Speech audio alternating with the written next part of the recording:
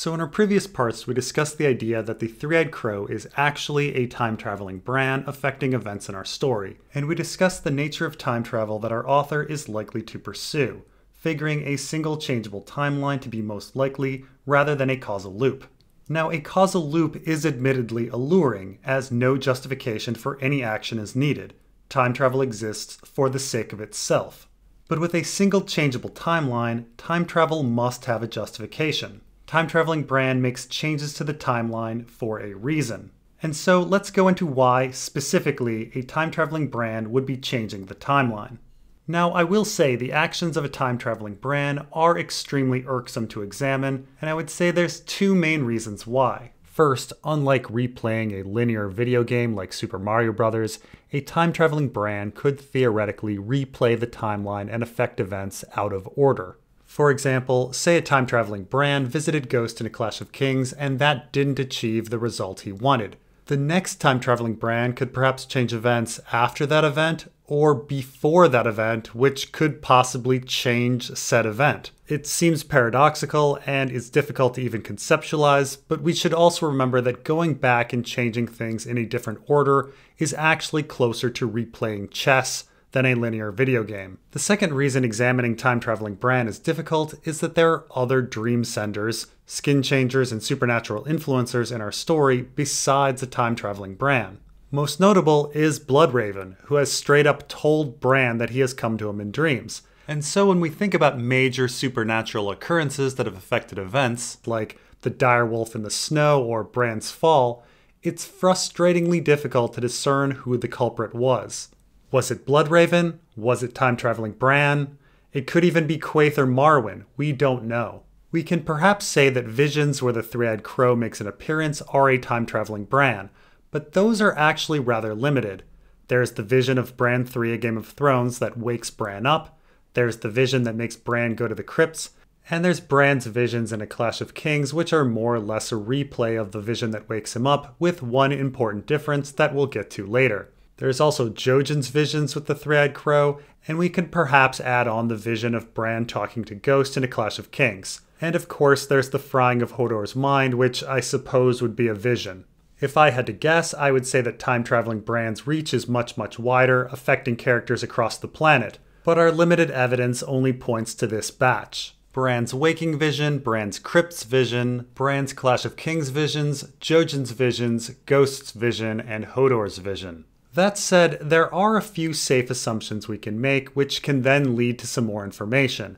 First, we need to assume that this is, after all, a single changeable timeline that has gone through at least one iteration to get to this current state, and it's not a causal loop.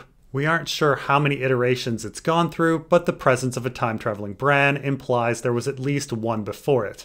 Though it's worth noting, in his first vision, he sees 1,000 dreamers impaled, though one could argue that those dreamers could be anyone. And second, we need to assume that narratively, this is the last iteration of the timeline. That is, whatever time-traveling Bran is trying to do in his mucking up of the timeline, current Bran will be successful in achieving it. What we are reading is the master plan coming to fruition. I bring up this second assumption as it relates to the back door of the Cave of the Three-Eyed Crow. So, the Cave of the Three-Eyed Crow has two entrances, a front door and a back door, and this is the description of that back door. "Is this the only way in?" asked Meera. "The back door is 3 leagues north, down a sinkhole." That was all he had to say. Not even Hodor could climb down into a sinkhole with Bran heavy on his back. And Jojen could no more walk 3 leagues than run 1,000. And as I've mentioned previously, Brienne's story has a parallel cave. Brother Narbert led the visitors around a chestnut tree, to a wooden door set in the side of the hill. "A cave with a door?" Sir Hyle said, surprised. Septon Maribald smiled. "It's called the Hermit's Hole. The first holy man to find his way here lived therein, and worked such wonders that others came to join him. That was 2,000 years ago, they say. The door came somewhat later." Now, having seen the show, it's difficult not to see a glaring pun in Brienne's parallel cave, whether intentional or accidental. The hermit works wonders that others came to join him. We of course know that in the show, the White Walkers, the others, and their whites do come after Bran, which leads to the show's Hold the Door incident. Bran goes back in time to fry Hodor's brain, which makes Willis want to hold the door to buy Bran some lead time to escape. Of course, I always had a problem with this scene as the door didn't seem too far from the entrance, and Hodor wasn't buying very much time at all. Perhaps 15 minutes. Since Mira is traveling relatively slowly with that sled, I didn't see how the horde from the entrance area or the horde that would eventually defeat and overwhelm Hodor would not catch her. Now, that said, it's important to note that the back door in A Dance with Dragons is different from the show's back door in two respects. First, it's 3 leagues away from the entrance, that is 9 or 10 miles. And second, it's down a sinkhole. 10 miles is a pretty good distance from anyone at the entrance, and a sinkhole can leave foes trapped down below. And so we can see what our author is planning here, something that is actually not too different from what we saw in the show, just executed in a better fashion. Bran will be escaping out the back door, far away from the entrance, leaving others in whites behind in a sinkhole, unable to climb out. And like in the show, Hodor will likely be holding the door. Perhaps not literally holding a hinged door shut like in the show, but at least defending the passageway, allowing Bran's escape. Now, this is all very interesting when we consider the timeline prior to Walder's frying. So we have to imagine that in some previous iteration of the timeline, perhaps the last one, perhaps many iterations back, Bran, whether crippled or not, was fleeing the others, went 10 miles, got to the back door, was perhaps climbing out of the sinkhole, was caught or probably fell, and died. I'm betting that he impaled himself on an ice spire, but not before going back in time. And I actually think that Bran falling was an important aspect of his trip back in time, falling being such an important thematic element to his story, a central part of the Three-Eyed Crow's first vision, and one of the 4 types of dreams that Bran receives: wolf, crow, werewood, and falling. Bran's first vision even shows dreamers impaled on spires, as if they had fallen on them. Additionally, in Bran's first vision, he falls in cold darkness with no sun or stars. This sounds a lot more like a cave than Winterfell during the daytime. Not to mention, Bran was pompous about his climbing ability, believing that he would never fall. That's likely what every climber who fell to their death believed. In fiction, pompous characters almost always have their comeuppance. And it is climbing with useless legs that is the relevant change from his visions from A Game of Thrones to A Clash of Kings. What he saw made him gasp in fear. He was clinging to a tower miles high, and his fingers were slipping, nails scrabbling at the stone, his legs dragging him down. Stupid, useless, dead legs. "Help me!" he cried.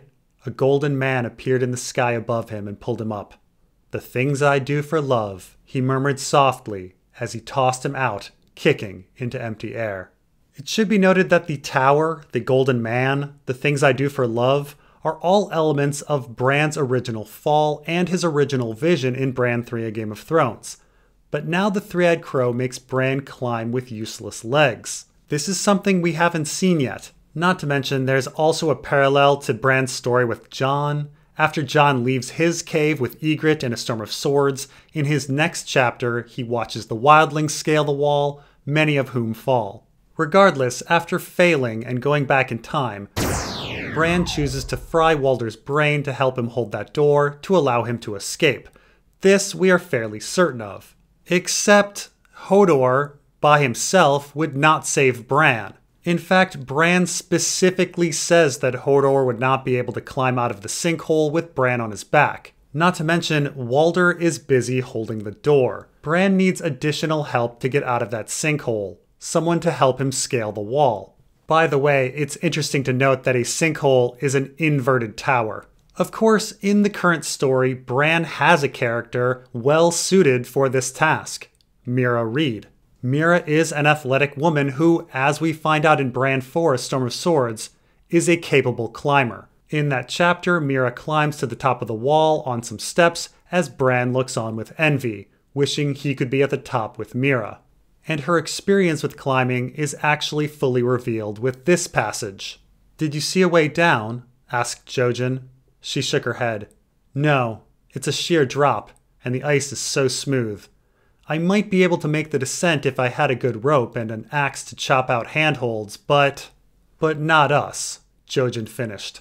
Mira is fairly confident she can climb down the wall despite it being a sheer drop, though there is the issue of whether or not a second person could come along with her. The issue of hauling someone up or down a climb actually comes up again in Bran 3: A Dance with Dragons. Mira, Jojen, and Bran as Hodor explore the caves and need to make a climb up a rope. Jojen is too weak, and so they tie the rope around him, and Hodor's body hauls him up. Now, it's of note that Mira, being an excellent climber, has had no impact on the story as of yet. Her climbing to the top of the wall changed nothing, her climbing to the underground river changed nothing. And yet our author gave her this ability. And so, going back to the back door and the sinkhole, we understand why Walder is there, to hold the door. But we can also figure out why Mira is there, to make the climb out of the sinkhole. And she would then send a rope back down to Bran. It is of course quite striking that the two most important aspects of Bran's pre-fall character, the fact that he wants to be a knight and the fact that he loves climbing, both come back with his escape from the cave. Yes, it will be challenging for Mira to pull Bran out, but Bran is certainly lighter than Jojen as he's younger and has atrophied legs. And Mira might have the help of Cold Hands, and Bran might be pulling up on the wall with his arms while Mira is pulling up on the rope. In the end, Bran may have his wish, to be at the top with Mira. As this is the final iteration, Bran doesn't fall, he doesn't go back in time, and he breaks the cycle. February 3rd arrives. And with regards to Jojen, it's rather clear that the escape will not involve him. As we are told, he cannot make it 10 miles. As in the show, Jojen will likely die if he's not dead already. Now, what's interesting about the potential escape from the back door is that it explains why the reeds are along for Bran's journey. Think about it. Why are the reeds there? Were the reeds actually needed by Bran to make it to the Three-Eyed Crow? The crew walks completely unmolested other than hiding from some wildlings to get to the wall. Then they get through the wall because of Sam and are taken to the cave by Cold Hands. What exactly did the reeds provide? Sure, they were some conversation and Mira caught some food, but Summer catches food too. Yes, Jojen gave some advice on skin changing and received a vision of the Night Fort. Not to mention a vision may have inspired them to hide in the crypts. But that information could have just as easily been sent to Bran directly through a vision. When it comes down to it, Mira's ability to climb is in fact the only skill that Bran absolutely needs. And Mira may be the only person who can provide it to Bran. After all, young athletic men in the north have been sent south, leaving a limited number of people who can actually climb in the north. Not to mention she's highborn, yet unmarried, and her father has a history with Ned. Had any of those facts been different, she probably wouldn't have been Bran's companion. It's actually quite lucky she exists at all. And I do wonder if there was some time travel influence that made this happen. Regardless, since Mira doesn't believe in destiny and probably can't travel alone as a woman in Westeros, the visions had to be sent to her brother Jojen. And it may also be that after frying Hodor, time-traveling Bran wanted to play it safe and test his abilities on Jojen rather than frying Mira. Now, as it happens, of the actions we are fairly confident are time-traveling Bran, frying Hodor's mind, and the recruitment of the Reeds are the earliest chronologically. Hodor's mind being fried before Theon's arrival in 289 or 290, and Jojen being first visited by the Three-Eyed Crow when he was little. He's currently 13 or 14 years old in our story, so it sounds like it was years ago, well before Bran's fall in A Game of Thrones, but certainly after Jojen was around 4 as he remembers it, so after 290.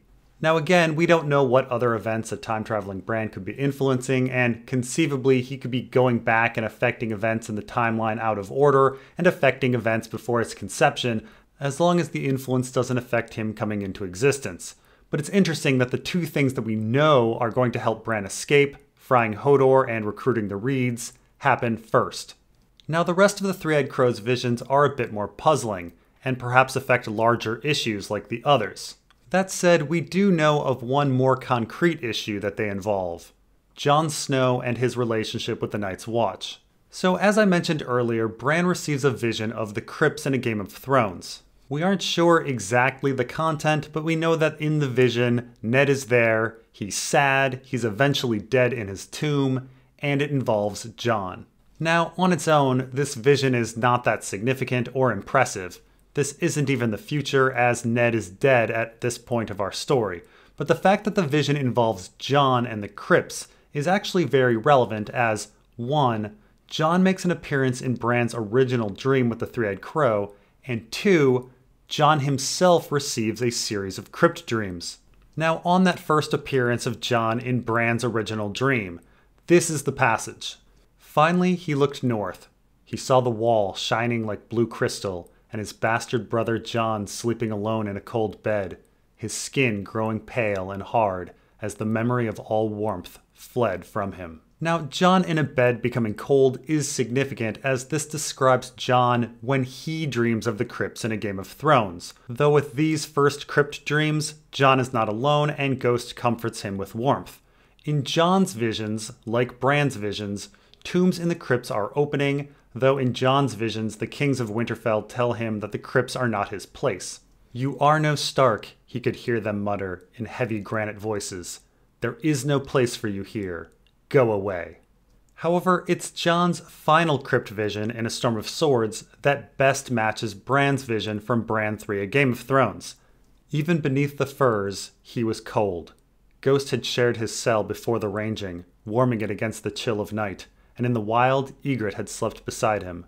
Both gone now. He had burned Ygritte himself, as he knew she would have wanted.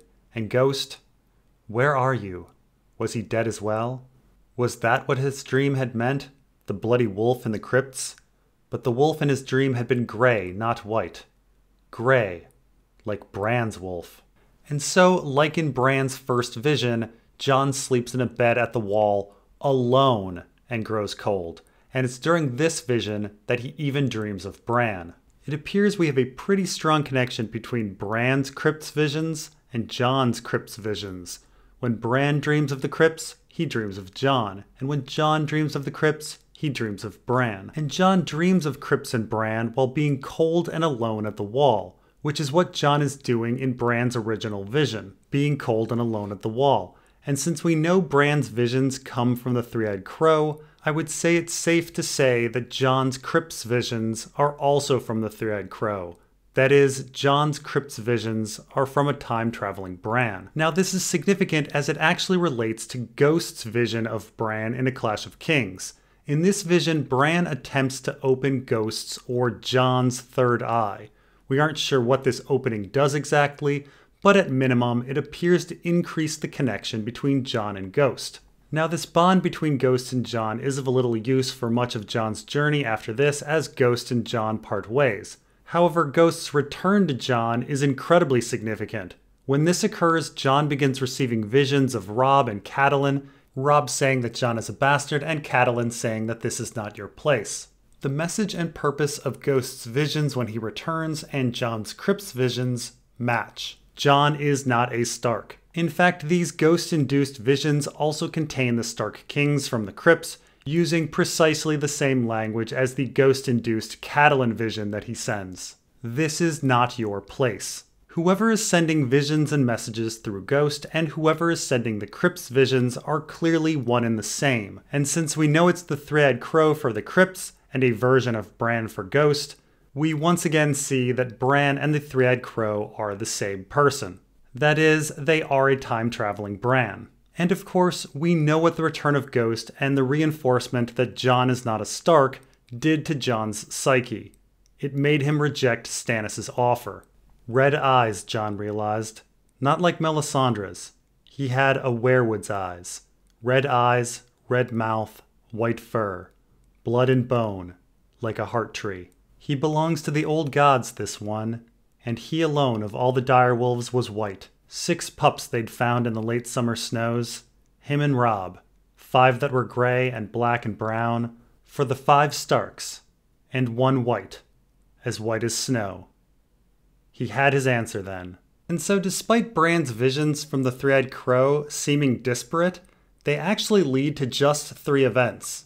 Bran's waking vision seems to wake him up, and along with his Clash of Kings visions shows him details of the latter two events. Jojen's visions and Hodor's vision seem to allow Bran to escape out the back door of the Cave of the Three-Eyed Crow, while the Crypt's visions and Ghost's vision leads to Jon rejecting Stannis' offer and becoming Lord Commander.